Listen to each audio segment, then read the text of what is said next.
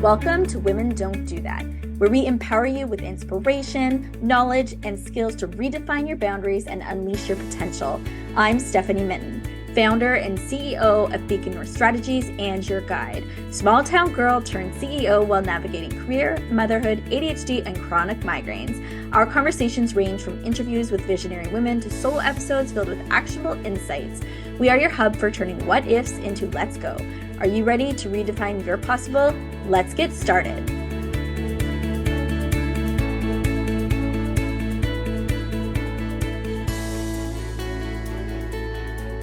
Today on Women Don't Do That, I am talking with Jessica Nuremberg. She is a marketing consultant and a single mom by choice. She chose IVF and donor conception after 40. This is a really honest conversation about choosing motherhood outside of the traditional script, what that means about financing, support systems, judgment. If you have ever felt the rush of your timeline to make decisions with fear, this episode really helps you think clearly, feel less alone, and step into your own agency. And I learned a lot, and I know you're going to love this episode. Check it out. Welcome, Jessica. Hi, good morning. Good morning. Thank you so much for taking the time to be here today with us. We always like to start to get to know our guests by asking a few questions. So the first one would be, what does life look like for you right now? Well, I'm a single mom by choice. I had a baby in May of 2024, so she's almost two, which has been the longest and shortest years of my life. And so I am raising her in Los Angeles, California, and don't have a partner, obviously, and navigating it solo. But I do have a wonderful nanny who is my partner in crime, her second mom by default. So I'm really grateful for that because I don't live near family. My family's all on the East Coast, and I chose to live in Los Angeles. So in order to manage being a single mom, I needed to plug in support as, to make my life possible because I have a big job and I travel, etc. So right now it's a Yes. mix of career and mommy life. Yes. Okay. Well, we'll definitely unpack some of that. Can you maybe speak about what you do for work and what that looks like as well? Yeah, sure. So I work in partnership advertising sales, and I have so for the last 20 plus years. And what that entails is I essentially work for a big brand. And currently I'm at a company called Maximum Effort, but previously I'd worked at companies like ones that you would have heard of, Nickelodeon or Food Network. And essentially I represent a brand and bring it out to market and sell their products into the market to big advertisers. So I'm Mm. connecting brands to advertisers and helping them monetize, helping my company monetize through those brand partnerships. Okay. Oh, that's very interesting. Can you share a bit about what motivates you to live your best life? Oh, it keeps, it's an ever evolving process, honestly. I Hmm. think that what I would have said in my 20s and my 30s looks so different than what I will say in my 40s. Hmm. And and it will change when I get into my 50s, right? But today it's really about figuring out this balance of solo motherhood and career and knowing that I also want to find time for me. Hmm. And the biggest part, and I think you'll probably attest to this of being a mother, is you fall into becoming a mom, and then that takes on your whole life. So your first Hmm. personality, the first like 6 to 9 months of being a new mom, you are literally a mom, and that defines Yeah. you. And then when you get out of that fog and that phase, you then were like, oh, I'm actually a separate person than you. And Yes. figuring out how you show back up in the world as myself, as Yes. Jessica. So that's Yeah. been, the best life piece of it now is that I'm actually figuring out what that balance looks like right now. Hmm. And what that looks like for me is doing things that are meaningful to me, some self-care, going on work trips. And this is a really funny one. I travel a lot for work and I used to loathe Hmm. it. I used to hate traveling. Oh, if I have to go, I have to go to this trip. Now I adore it because I get to go away to a hotel, talk to adults, not have a baby in the house. And so there's a different, what my best life looks like looks very different than what it was 7 years ago. Yeah, I think, oh, I identify with so much of that. I think those questions you're asking yourself and what you're reflecting on from the motherhood perspective and is so important. And I've been reflecting on that a lot in my own life because my daughters are now teens and, they want to be with their friends more and you start to get a little bit more of your own time back. And in my professional life, I've been a Canadian lobbyist, and probably similar to some of the roles that you have, has never been a 9 to 5 job. I've always been a person who's been at events in the evenings and receptions and working overtime. And so when my kids were little, my husband usually went out once a week and played hockey, and I would go and do work stuff. And I was like, I'm not willing to like take 2 nights away from my child. And so I just did the work thing. But then what happens is you lose all of those things you used to love, right? Because you don't get any of that time for yourself. Yep. And so I think I probably could have managed some of it if I hadn't prioritized work. But when I look back, I can see like the results of my actions. Yeah. And what's interesting is like what I'm trying to figure out, and look, I'm still in it, and as we all are, motherhood is never ending, right? So hopefully Yes. we outlive our children and it's never ending. And the reality is like what I've tried to figure out is how do I take the work experience of where I have to work and I should travel because it's good for my business. But how do I add that self-care element into that? So Mm, instead of looking at it as, oh my God, I'm leaving my children, I'm leaving my child, and woe is me, I have to leave. I'm like, wow, I get the opportunity to go and spend time yeah. to myself. And it might not be a 3 hour massage in the spa because I'm working, Yes. but it's a nice, comfy hotel room with room Hmm. service that's expensed.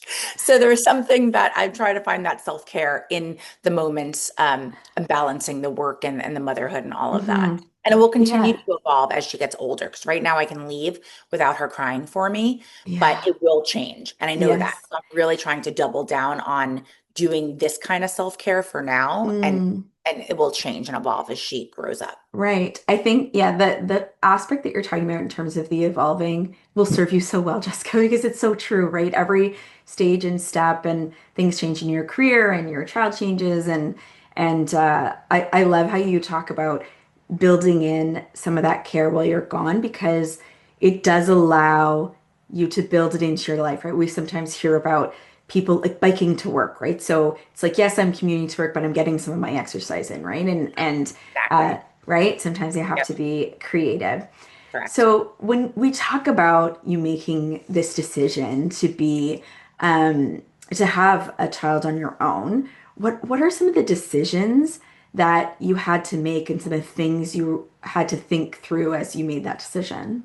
So I talk to a lot of single moms by choice because, as you know, I've launched a TikTok account and I'm building Yes. community around it. And Hmm. also, I'll share a little bit about our donor siblings. We have a whole Yeah. cohort of all the moms, so we become friends.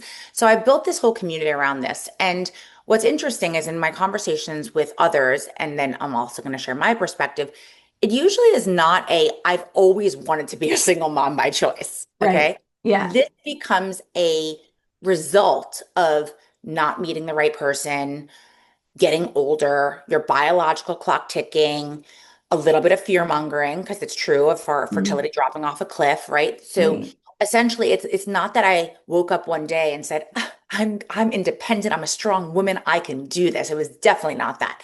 It was Right. a very slow burn of exploring what the other side could look like. And what that Mm, started with was simply me sitting at a friend's house and being in the similar situation to me, and we were like, what are we going to do? Like, where is this magical man showing up? Like, dating apps, as most people know, very challenging. Dating in the yeah. wild, I think even harder in your late 30s and 40s. So we had logged in to a few donor sites and you had to pay for them. So we're like, oh, well, we're not even like sure we're doing this yet. So I'm like, I'll pay for one. She's like, I'll pay for the other. So we logged in on her couch. We're looking at the donors and we would favorite them, be like, who do you like and who do you like? And it's funny because we actually didn't like the same people. And that was the first experience of like dabbling in would I ever go down this route. But it was definitely Right. not real then. It became real, actually, I would say, until I implanted my embryo, it wasn't real. So the entire Right. process was more of a journey, almost Right. like a job interview before you go to Ah, your first day of work. So right. I'll make it akin to like the job interview process of where you first decide like what kind of job you'd be interested in applying to and like what your Mm, skills are. So for me, it was like, what does the donor look like? And what are the things that I would be interested in, right? That first stage. Then it's starting to apply to that or like getting the donor sperm. And then it's going through the process of all the IVFs, which I'll talk through my journey, which was very laborious for me. But Mm, throughout that, it's essentially applying for the job. You're trying to get the job. You're trying to get interview rather, not even the hmm. job. You're trying to get the Right. interview, right? You're Hmm. getting the interview, and then you get the interview, and you're like, yes, I have an interview. So you're one step closer, or yes, I have an embryo. When you get the ability to have an embryo and then transfer it, that's your first day on the job, right? Right. When you get pregnant. Mm, Before that, it's the process. And I right. think that we so think that it's so definitive. Like, I decide I'm going to be a single mom and then Right. I get there.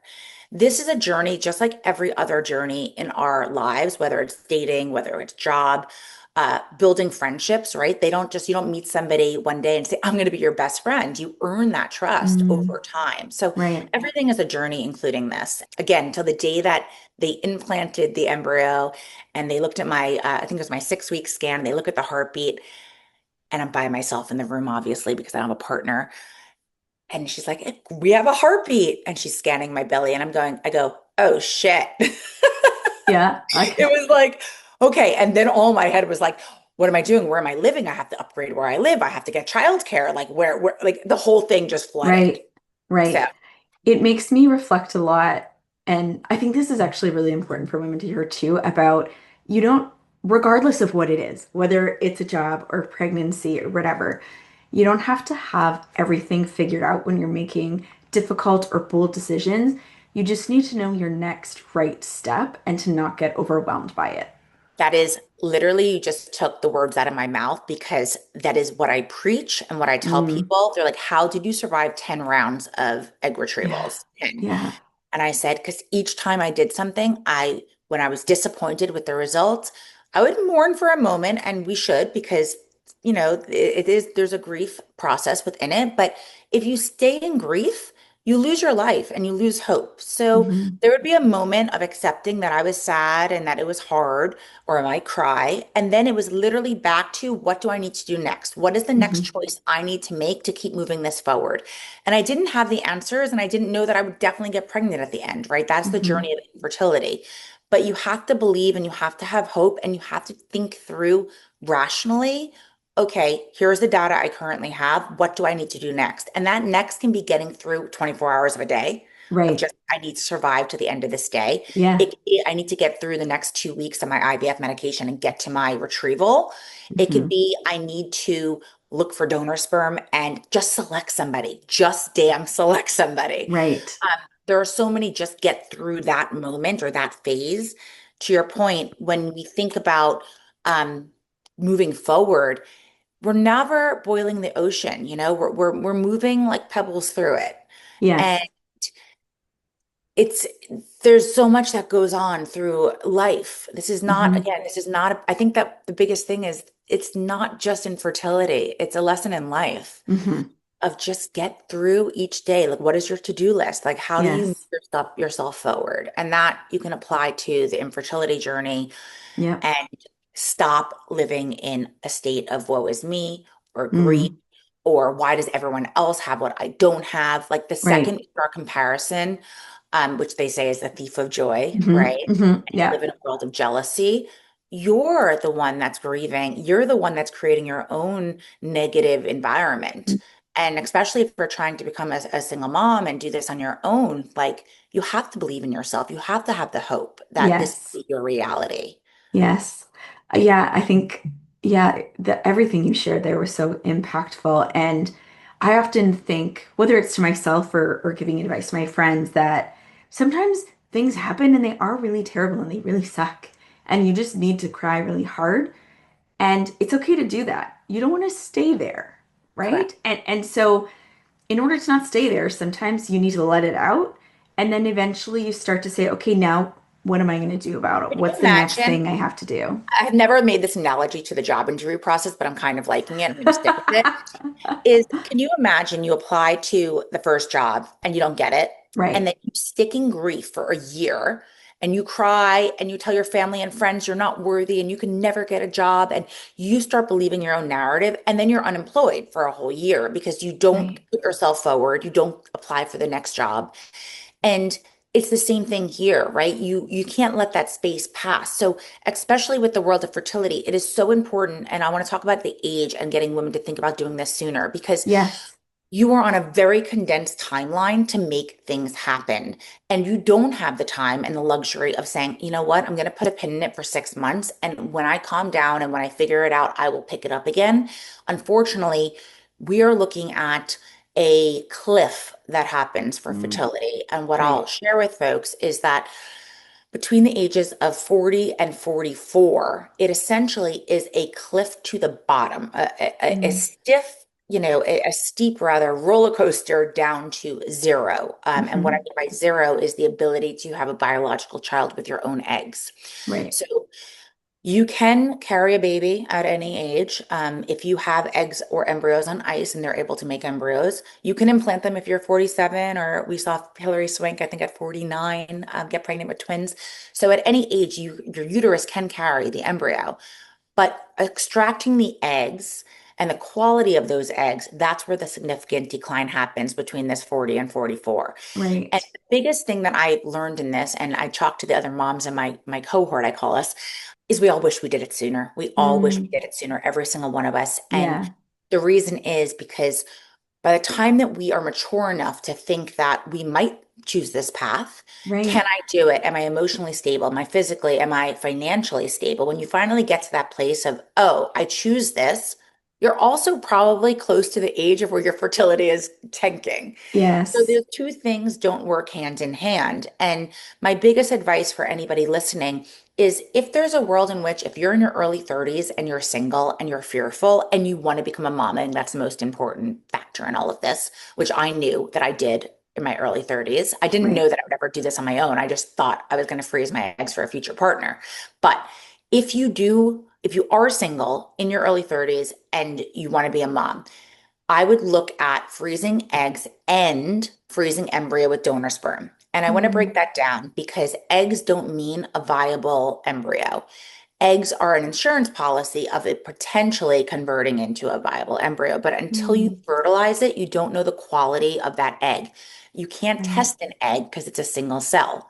You can test an embryo. So, what an egg is truly just hope, where an embryo is actually facts. Right. So if you create a embryo with donor sperm, that doesn't mean you're choosing this process that you've given up hope that you can't meet your person. What it means is if you have a healthy, viable embryo on ice, that in your future, you likely won't have challenges to Mm, carry your own biological child. right. And when you wait till your 40s to start extracting and find those healthy eggs and embryos, let me Mm, tell you, it is not fun. And I yeah. was fortunate enough to have insurance at my second. I did 4 rounds non-insured and then I did six with insurance. I still spent, and this number is going to be staggering, over $100,000 Yeah. in the whole process. And that was with 6 rounds of insurance. So you can imagine how Wow. incredibly grateful I am to have had insurance because it covered like another, 2/3 of the cost. Yes. But with that said, I was fortunate enough to have that insurance, which allowed me to do 6 rounds. But I did 6 rounds to get my Yeah. embryos in my 40s. So the belief that, oh, I'll figure this out when I'm 40 or 41, it might be too late for you. And I have so many Yeah. friends who went through this at my stage in life, and they weren't fortunate enough to have their own biological eggs work. Mm, However, many other options, which I will share, which my friends did go down this route, and it's so beautiful. They did egg donors and they chose donors mm. that look like them and they carried their baby. It's called a double donor. So Okay. I have a bunch of friends that have, and even in my daughter's brothers and sisters' mothers. Okay, follow that one. My daughter's brothers and sisters' mothers. Some of them are double donors as well. And then Okay. there's also embryo donation, and then there's also adoption, of course, right? So Right. Yeah. your path to motherhood doesn't end, but your biological path might. Right. Yeah. It's also making me reflect on the importance of whether you want to have kids and you don't know what your life will look like, right? And even if you do end up with a partner, there could be an issue with their sperm. So it's right. So it sets Yeah. you up regardless of what the path potentially looks like for you. Correct.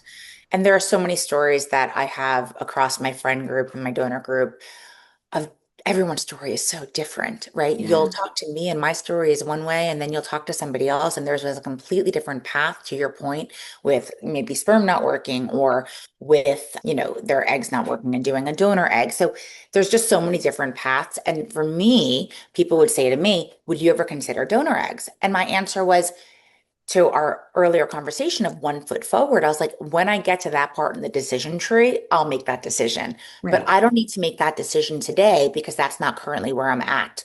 Yeah. So stop projecting out all of the things that could go wrong. And what I will say for any of my friends listening, we know that I can speak this and I preach this, but I'm human. So I would have to have my friends and my family, my support system to help me stay on my path and my track and say, Right. Jess, let's stop asking yourself if you're going to do a donor egg later, because let's get back onto today. What is the next Yeah. path? So Yes. I was not staying on 1 foot forward, my own path all by myself. I really Yes. leaned into my support group of family and friends to help me Yes. root back down because they're not emotionally tied to the decisions because it's like giving your best friend advice on her Yes. divorce. Like Yeah. I'm not married to him and like I don't have any emotional connection to it. So I'm going to tell Yes. you exactly objectively what I think. So Yes. they would be able to help me do that because I was, Yes. you spiral, you're inspired, Yeah. you're an IVF. Yeah. It's so true because sometimes yeah, it's hard because you're kind of in the weeds of it and when you do get overwhelmed and you can't figure out what is that next right step, regardless of what's going on in your life, a friend, a loved one, maybe even a paid therapist if you need to, or a coach can really help you do that. It makes me think about I was talking to a friend about dating last night and she was telling me this story and I was like, you do realize, like if I was telling you this story, you 100% would say, never talk to that guy again, like without question. And she's Right. was like, yeah, okay, yeah. It's so hard when you Not, put your own emotional crap into it, right? Like yes, you can't see clearly. So yes, that's why also I also want to share for those people that are going, whether you're listening and going through IVF or you're going through trying to become a single mom by choice, creating your own support system around mm, you is so mhm, important because there can be miscarriages, there can be mhm, disappointments, there can be abnormal embryos, there can be chemical pregnancies. There are so many things that can go wrong and probably will along the journey because it is not linear. So right, having this incredible support system around you, and it doesn't need to be big. It could be your sister, it could be your best friend, it could be your right, therapist. It yeah, doesn't matter how many people, it just mhm, matters that you have the right people around you because you will not be able to navigate this all by yourself. You need people to lift you up, to get you back on track, to help you stop spiraling, and to think about what is the next step. right. And sometimes people struggle with building or finding that community. I know that you've been building a community, so why don't you talk about that? So I started posting on, well, actually, I'm going to back up and share a little bit about the single mom by choice community through the mothers, the donor siblings. Okay. And that's how I started thinking about this being bigger. So when I first gave birth, 4 weeks into having a child, my other single mom by choice friend called me and she said, "Hey, did you look on Facebook yet to see your donor sibling group?" I'm like, "What?" She's like, "Oh, yeah, if you look on Facebook and you put the name of your donor bank and the donor number, you'll see that there'll maybe be an offspring group if somebody created it." So I go to look that up, and sure enough, there's an offspring group. And in order to join, you have to give verification from the donor, from the sperm bank that said that you actually verified that you had this child. So I submit, and all of a sudden I get into this group. And at the time, I think there were like 37 members, there's now like 47. And there's a Google sheet of all of the kids and all of the moms. And we have half single moms by choice and half a cohort of like lesbian couples. We don't have any hetero couples in our group. And so there's this whole sheet, and they're all within 2 years of birth, all Oh, of the wow. children. And I would say about 90% of them are in the US, and then we have some in Canada and some in London as well. And we started an offshoot of that of getting on WhatsApp and creating subgroups. So there are smaller groups. I do one-on-ones with the families now. So I've met a bunch of them. We're actually going to Disney in March as a group, as a bunch Wow. of us. Yeah. So all to say that I started to realize that the community around becoming a single mom by choice was much bigger than just myself. Mm, my friends that are not going through this, that are in even single moms that are not by choice, it's a different experience. Mm, They're going through their own set of challenges, right? right. They might have co-parenting challenges. They might have Hmm. financial differences, right? From Yes. child support, either that's a positive thing or a negative thing. They might Hmm. have to pay somebody in a divorce, or they might be Yes. receiving money. So Yes. all to say is that be doing this on your own, completely on your own, is its unique set of pros and cons. So we do relate to each other because we are in it together. Right. And for that, what I started to see was that there was a larger community of both single moms by choice, as well as women that want to aspire to be single moms by choice. Because I was there one day, right? I was in Mm, my early 30s. And when I first started this journey, it was COVID, and I called the one single mom by choice I knew. And she lived in New York. We used to work together like 15 years ago, maybe 20 years ago. And I remember that first question, which was like, where do I start? Like literally that mm, first question, where do yeah. I start? And she said, well, I use California, Cairo, and I had my whole family over and we looked online and we picked a donor and it was like a whole family affair. And I was like, what other sperm banks are there? And I started just doing that very light touch one-to-one research of just Mm, feeling like I'm not alone in this. And there are other people that have walked this path and can teach me and mentor me. And again, yes. similar back to the interview process, have your mentors, right? So this is Right. your single mom by choice mentors. So I have the baby. I know I'm in this group. I have these other friends that have done it. And then this September, I think it was August 23rd, actually, right before September, I decided that I would start creating content on TikTok and sharing my story. And let Hmm. me tell you, content creation is not for the weak. I am very personable. I do sales for a living.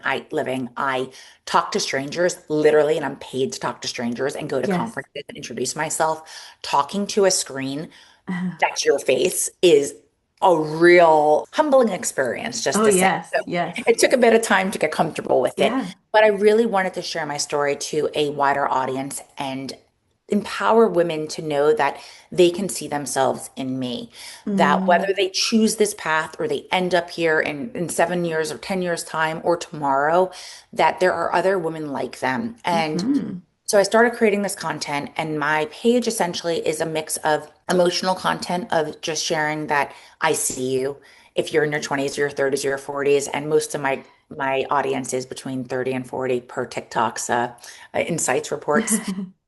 But that you're not alone. I was too Mm, single. I was scared. I was dating to try to find a partner so that I could procreate.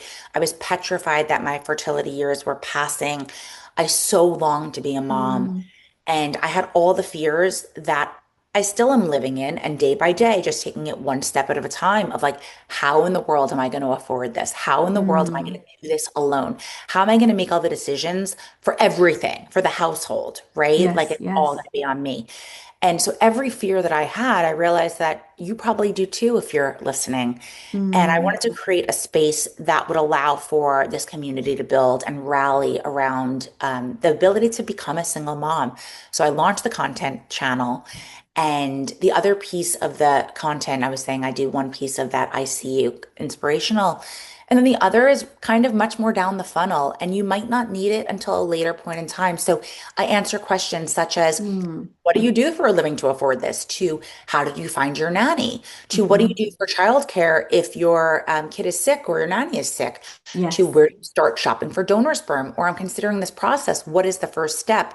Or I Yes. had gone through reproductive immunology, which is a field of medicine that looks at why your body might be rejecting an embryo. Okay. I share, and I'll dive into that, but I share about that as well, or different Hmm. routes of IVF in your late 40s. So I did mini IVF and I did experimental treatments like ovarian PRP and the IRA or the ERA test and the ALICE test. And so I'm essentially sharing, hey, I see you, but then also like depending on where you are on your journey, there might be some content here that can help you. Hmm. I answer to date, I've answered every comment, which has been thousands, which is crazy. Yes. It's a full-time job.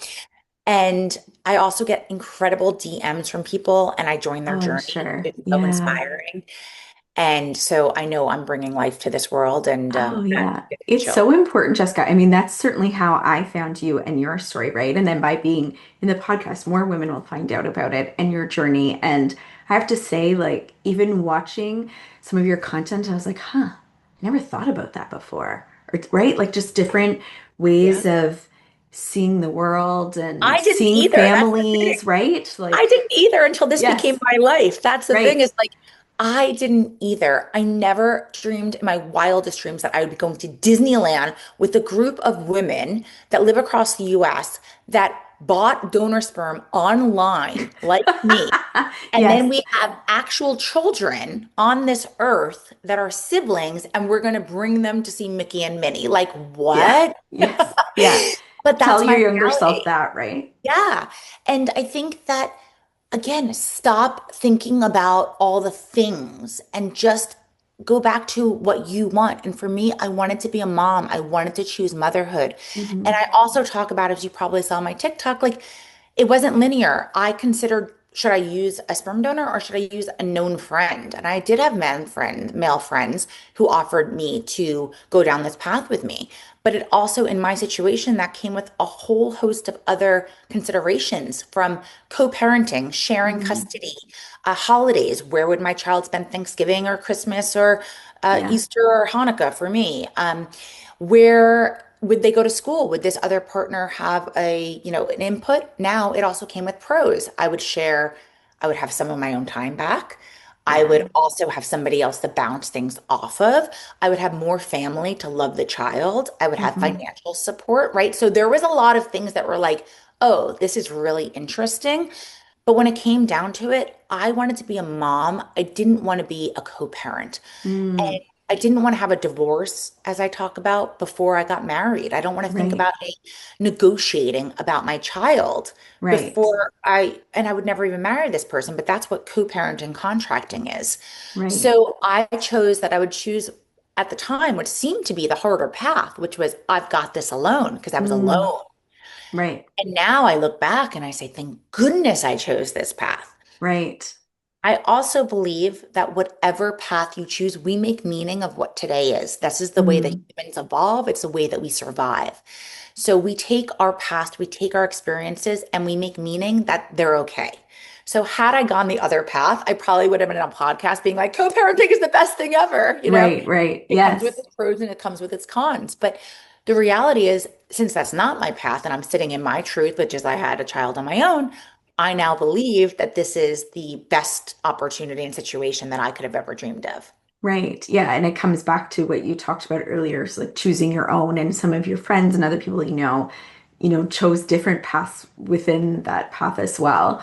When you talk about relationships, and this is something that you also talk about on your TikTok, and choosing the wrong relationship or marriage and not settling in order to have a child, can you talk about that? Oh my God, it gives me chills because I look back at and it makes me want to cry. I look back at I'm going to say 26 to 35-year-old self. Right, Those years of feeling that I needed to find the partner or else, what right. if, right? Yeah, And you make decisions, and I stayed with partners for years on end. I had long-term relationships. I was in, I think, a total of 17 years of consecutive monogamous relationships with different men, 3 years, 4 years, 2 years, just, going one to one. Um, I was so desperate to be loved, and I loved being in love, and I did mm, love these people. So it's not that I didn't find a connection for a reason, but they weren't the right people to raise a family with and to be together with forever. And people come into your life for a reason, a season, a lifetime. I have zero regrets on the men that I dated and the choices that I made. Zero. I think that they all helped me become the woman I am today. mm, But I still wouldn't have chose any of them, which is why we've broken up, right. to be my life partner, to be Hmm. my co-parent, or to be my divorced parent. And I think that's really interesting because Hmm. one of the things I thought a lot about when I was dating in those years was if we got divorced, what would this look like to be? Who Hmm. would you be in a divorce? And Yes, how would co-parenting look with you? And for yes, some of these relationships, let me tell you, it wouldn't have been pretty. And I watch yeah. some of my friends go through divorces now with children, and it is so hard. I had divorced family. My parents got divorced when I was 10, so I went through that as well. And it's hard on a family. My mom Hmm. had to go back to work and she left the house, and it was just me and her. 'Cause my sister had gone off to school, and I had my watched my mom, who at the time was stay at home, and then she went back to work and she hustled and she was also dating, and I was alone in this home. And Right. so there's a lot of things that and it's interesting because I actually now think about the fact that I'm going to raise a child in my home without, and I'm going to work every day and I'll be dating. So it's a similar experience in some ways, but it's not Right. rooted in trauma. It's not Hmm. rooted in sadness or end or toxicity. So Right. the choice, what I would say is that those years, I was just desperate to want to land the ring. I wanted the proposal Hmm. so badly. I wanted the ring so badly because I wanted the family unit and the fantasy of what that came with so badly. I yearned to move out of the city. At the time I was living in New York, and move up to the burbs and get my house and my car and put my two kids in the back seat and drive them to Little League or ballet. Like I just had this whole fantasy of what the perfect family, like society tells us it is. Right. And I mourned that as I broke up with these men in those years. Hmm. And when I broke up with my boyfriend, who I dated from 28 to 32 or 33, I that's when I decided to freeze my eggs. It was that Mm. moment of, oh my goodness, I am now 33 when I started freezing. I don't have another boyfriend around to potentially think about procreating or getting married. Right. And by the time that I meet him, my fertility is going to, it's going to continue to decline. And I also didn't want to put pressure on said man because Right. that also creates this really weird dynamic in these relationships in your late 30s. So I Hmm. decided to freeze my eggs at that point, and that's when I did Hmm. 4 rounds of freezing. And I actually did find my next boyfriend while I was freezing my eggs. And he stayed, he was through it all, 4 rounds with me because we Wow. were young. I was 33. I wasn't ready to have children with him. I had just met him. We dated for a year. So all to say that like I'm so grateful that those relationships didn't work out because Hmm. it was the it was the wrong person at the right time. What I say by that is like they were right for me then, but they weren't Right. the right person for my future Right. and my happiness for my future. Yeah, So it's interesting because it's like quote unquote like unconventional family in a way, right? And yet you are healthy and happy. And if you had a settled and then been in this really rocky, unhealthy, unsafe, potentially divorce environment, when you consider some of the criticisms that people get, and yet here you are just like living a really positive life, like raising a beautiful have child. you seen the Consider comments on TikTok? My fun haters. So no. there are, Tell I've me done a about the Yeah. haters. Okay. Let me tell you about the online haters. You got to Yes. know that when you create content on the internet, you are putting Yeah. yourself out there and you are Yes. opening yourself up to a lot of beautiful things and Hmm. essentially some negativity. Yes. And there are two sides of TikTok I like to say, which are the, oh my God, go girl, I see myself in you. This is my future. Or I'm a single mom. I did it too. I didn't meet somebody. So, like, it's my cheerleading squad, Hmm. cheerleading them right back on. And then there's a small percentage of people that are like, a, a child needs a man in the Hmm. house. Hmm. Uh, a child shouldn't be brought into the world this way, right? There's that side. And Yeah. what I love about my little community is when those comments come in, they go feral. It's like they're like, "Da-da-da-da," like, or you are too old to have a baby because I had a baby at 43, so that one went crazy. Right. And the reality is, everyone has an opinion, and you are entitled to your opinion. I'm not asking anybody to live my life, so you're Yes. entitled.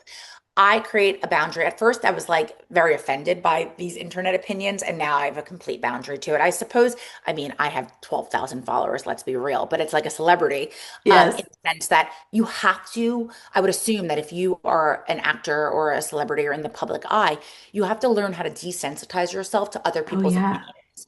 And this is a microcosm of that, right? Of where I'm putting my Hmm. story out there and I have to think about Yes. like your opinion doesn't matter to me. What you think about No. me is your business. Yeah. It's like your friends and your family and the people close to you that actually matter. Like if Yeah. they're saying, you're a bitch, Right, you're that making means bad. Right. You something shouldn't be very dating different. him. Correct. Correct.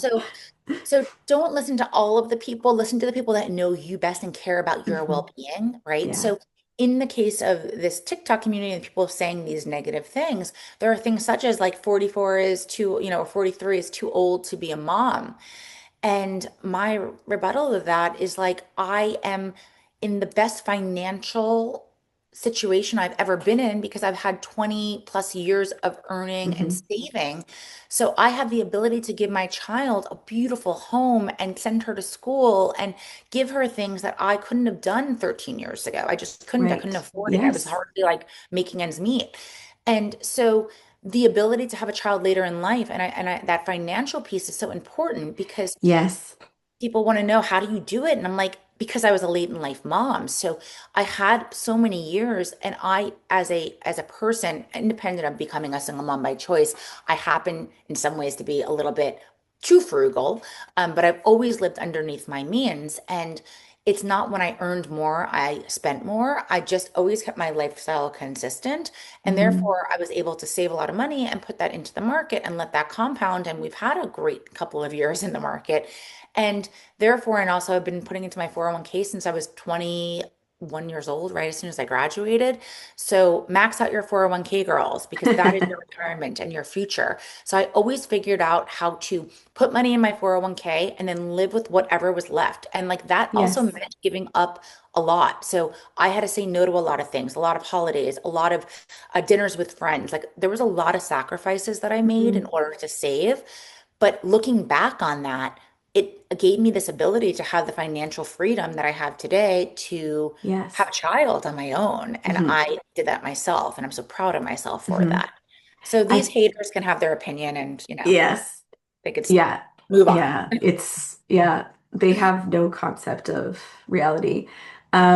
I remember posting a video one time and I have a scar in one of my eyebrows. I can't even tell right now which one Oh, it is, but like yeah. through it, like a line, and I put like makeup on it so you don't really notice. And it's never happened, I don't think in my entire life where somebody's looked at me and said, "What happened to your eyebrow?" But I was doing a live and someone commented underneath, like, "What's wrong with your eyebrow?" And I was like, what? I was like Like so thrown off. I'm like, people and out I on was like, everything. one, Right. how did you notice? And two, I'm like, I got hit in the head with a toy when I was a kid. Like, what is happening? But it's so funny. And especially when people are behind the screen and, there's haters and there's bots and there's people that will never see your side, right? So yeah, it's a whole another world to live if you're And posting content online. and the lesson is there's another question I get in my TikTok, which is when you were going through the process, did you share this with others, your family, your work environment? Like, who did you share this with when you were Right, going through the right, process? And my answer was, I happen to mean, look, I'm a person that brought my story public. So I right, clearly am somebody that's willing to talk and tell everybody. That's not everybody. right. The most important thing is finding your community, as we talked about earlier, that's going to support you because you will go through losses in this journey, no doubt, and Right. you need their support. Also, it is okay to share that you're on this journey and it also not end with the fairy tale. Like, that's like me saying in my 30s and going to a group dinner and someone saying, "Hey, do you want to get married and have kids?" And me saying, "I do." I Yeah. wouldn't have shame in that. No, that didn't turn out to be my story. I didn't get married and Right. have kids with that partner, but that was my truth. I did want that. So it Hmm. is okay to verbalize that you're considering different paths to motherhood and you have to tune out the people that don't matter. So if you have a Yes. coworker that's yappy and says, "Oh, they really should have a father in the picture," that's when you turn to other places of support. Come to Yes. my TikTok. I will support you. Yes. Um, Yes. you go to other places of support to know that that person's opinion is irrelevant. Yeah, absolutely. When you talk about the financial aspect, it's something I've been reflecting a lot on recently. And we're seeing more and more conversation online about just women taking care of their own finances and having their own, whether they're in a relationship or not, right? Like having a career and just how much it sets you up in your life for success, whether you're with somebody or not. Your Yeah. partner can die, you could never have one, like all kinds of things. And I don't know if there's some differences too culturally between Canada and the US on this. But that conversation about you never know what's going to happen. And so, like, education, finances, being able to take care of yourself are so important. And I think you're a great example of that. And because you don't know, it's important to learn about those things and be smart about them when you are young. And to try and have your own career because it matters. Yeah, and I think we're in a time we are in a seismic shift of change, right? And Hmm. this is both Canada and the US is across the world of where Hmm. women are now employed, I think equal, I don't even know the exact numbers and I'm not going to pretend Hmm. to, but women have taken, we are educated, we Hmm. are employed, we are creating our own empires. Yeah. And it's the great equalizer being able to say, I don't need you, man, Hmm. because I can live my life without you. Now, take away having a child, okay? You should be able to stand up on your own and pay for your own life and support yourself as a foundation.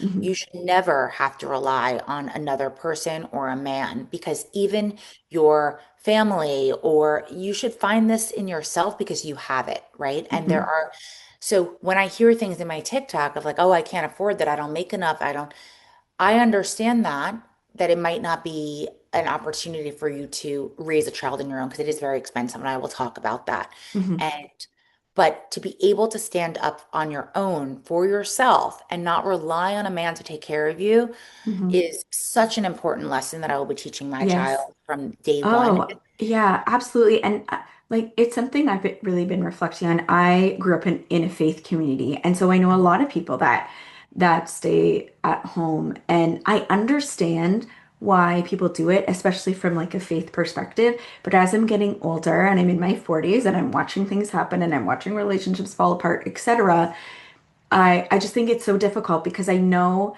when you sometimes with young women, like I could imagine myself, you're not necessarily to listen to somebody saying like, and you think, oh, it's never going to be me. And if you spend enough time on TikTok, you will find people who have lived that very existence and will say, it did happen to me. And you hope it never does, but if you protect yourself, then you're good either way. And Correct. I want to give you some time, Jessica, to add to that finance piece. And then maybe if you can just quickly talk about, what it's like dating, because I think you do date. So Oh, what does that very, look very like? little, but it's a Okay, and then we disaster. should It's a probably disaster, but I will tell you. okay, tell me quickly and then we'll close off Okay. there.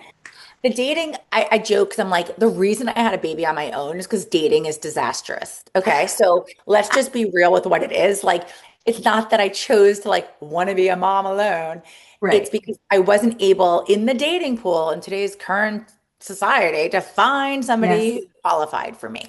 And Yes. as we get older, and to what we were sharing earlier about having your own financial ability to support yourself, I'm not looking for somebody to support me. I'm looking for Right. somebody that brings value add to my life. And that was even pre-child. Right. So if the person didn't bring value add, and that comes in so many different ways, right? But it's not just financial, it's laughter, it's Hmm. companionship, it's compassion. There are so many things I learned from my past relationships that I'm optimizing now for.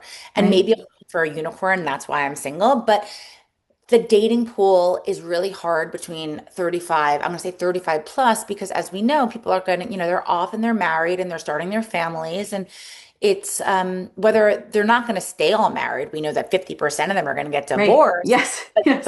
But those years, there's not that much inventory out there. Right. So what that brought me to is having this baby. But now post baby, and she's almost 2 now, I'm dabbling. I go on the dating apps, and it is a real humbling experience Yes, this is what I because hear too. when I show my married friends, they're like, oh my God, how can you not find somebody? Let me see the apps. And I open it up at like a dinner. We just have a blast with them finally being like, oh, I get it, honey. So I Yeah. see you, you're on the dating apps, and I know how hard it is to be dating, whether you're a single mom by choice, whether you're a divorcee or you're just single. It is just hard because the inventory is challenging. Yes. With that said, here and there I'll go on a date or two, but the reality is I know quickly if this person, if I'm interested in them, and they're Right. also qualifying them on different things now. Like I would Right. love to date a divorced dad, right? A Right. man that has gone through a marriage, that has children, that's a wonderful father, that wants to bring family together. I have some examples of that in my community and groups. Right. And I know that that's probably, it's not to say that I might end up with a guy who's never had kids, who knows? But Right. it would be wonderful to bring, families together. And there's a Right. lot of complexities that come with that as well, right? And if Right. that ends up being my future, that's my next Right. chapter. But what I will say is that Dating is low priority on the totem pole for me. Right. I am not validated by finding a man. I am Hmm. self-sufficient. Hmm. I have stood up an entire household. I am the CEO of my life. I have Yes. a great career. I have a wonderful nanny. I have a child that I am supporting and paying for. And I don't need a man to build this life. I need a Hmm. man to give me happiness and companionship and Partnership and yeah, yeah. Hmm. and love. And I miss that. I do. I miss, relationships are beautiful and they come with some, hard times and wonderful times, but I do miss that, but I'm not yearning for it. And Right. that lack of codependency that exists within me allows me to feel really happy in my day to day. Right. Right. Yeah, absolutely. It's like you're whole and happy on your own and you want Yeah. somebody who, if they do add stuff. Have you found like criticism at all from some of them in terms The of your internet, choices? no. Or are The, they pretty open to it? I mean, you mean on the dating side? Yes. It's interesting. I don't date enough to give a lot of perspective because Okay. I You're like honestly, it's I a low dabble. When I say percentage. I dabble, my favorite question to people is, "Hey, do you know anyone to set me up with?" And everyone's like, "Yeah, I do, but like he's not good enough for you." I'm like, "What? Like what is?" So you're basically telling me that I should find a man, Right. but you and your great, wonderful group of friends don't even know a single human that I can even try and go on a date with. Yes. So it's a funny thing. It's two-sided, right? Like, oh, you're Right. so wonderful, you should meet somebody. And then it's like, but I don't know anybody for you. Right. Um, I think dating is complex no matter what. Right. When you add the single mom piece, actually, in some of the dates that I've gone on and I lead with it, it does signal a really strong, fierce, independent woman that doesn't need a man. Right. What that signals is probably something different than Right. ultimate femininity, right? Yes. Because it's However, you wouldn't be happy with somebody who's not okay with someone who is the totally. CEO of their own life, right? So it's Yes, like it is what it it weeds it is. out. So I'm unapologetically myself and I'm unapologetically Kaya's mother. And Right. those two things are so important that I lead with that because the right person will stick and the wrong can go Absolutely. pound sand. Yes. Yeah, I love that. All right. Let's jump into the closing questions. I just want to ask you, was there anything you wanted to add on the community piece? So I just think that, if you're in this process, one is build your own community around you. Mhm. Um, know who those people are and don't feel like you're burdening them. Right. Two is find women that have gone through this because they're going to understand the questions such as how do I find donor sperm? What are the most important characteristics? What genetic testing do I need to do? Or what does CMV even mean? You probably don't even know what that Right. means. Like Yeah. the people that have gone through the process are going to be able to help guide you. So find Right. a community mentor, if you will. Right. Before I started posting on TikTok and my own personal Instagram, I used to share stories of when I was going through my IVF. And I had people reach out to me there that I become friendly with. And one is actually giving birth. She gave birth yesterday, gives me chills. Ah, Hi, Nikki. And we became friends just because she reached out to me to ask, like, where do I start? And we I did love some that. calls and we got together in person. So find your community mentor in the Single Mom by Choice community. Yes. And then lastly, once you are having a baby with a donor, find that community. It's a Right. whole new world that I am building for my daughter. And not even for my daughter, I'm building for me too. Like Hmm. I share a bond with these other mothers that have, a co-DNA. Our children have co-DNA. And we together are just navigating this net new world because really we're paving our own path. You really are. Yeah, you're doing groundbreaking Yeah. activities by choosing new and different ways of doing things. Exactly. So as we close off on the rapid fire questions, can you leave listeners with one actionable step for their life? Follow my TikTok. Yes. No, it's true. Yeah. Okay, so if you are considering this journey, and I say wherever you are in the process, it could be literally like I am single and I have no idea if I'm ever going to meet a man, but I want to be a mom, right? Mm, Come follow us. If you, the other piece, outside of the TikTok here is believe in yourself and mm, don't listen to what everyone else's opinions are, including your parents. So yeah. if your parents are the ones that are holding you back, my parents were very supportive, but if your parents are the ones that are holding you back, they are going to pass. It is a normal it is just life, okay? Right. They're going to pass, and you are going to be in your prime years of life. Yes. And if you want to be a parent, then choose that path Mm. independent of what your parents might say now, Yes. because you will then be the parent. Yeah. You will And be it's like what you said earlier, you just have to find your community, and that doesn't have to be what a traditional community is for other people, right? Can you correct. share a rule you broke that turned out to be a great decision?